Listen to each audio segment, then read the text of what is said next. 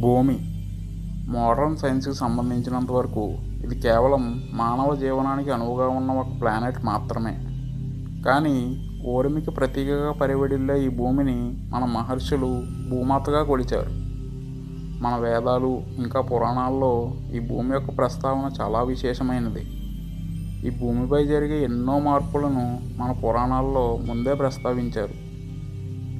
అయితే చాలామంది కల్పితాలుగా కొట్టిపడేసే మన వేదాలు, పురాణాలు ఇంకా ఇతిహాసాలు కల్పితం కాదని నిరూపించే ఎన్నో ఆధారాలని ఈ భూమి తనలో భద్రపరిచి మనకు అందించింది. కొంతమంది మూర్ఖులు అజ్ఞానంతో సనాతన ధర్మం వైపు వేడెత్తి చూపిన ప్రతిసారి ఈ భూమి తన ఒడిలో దాచుకున్న ఎన్నో అవశేషాలను బయటపెట్టి వాళ్ళ అజ్ఞానాన్ని ప్రశ్నించేలా చేసింది.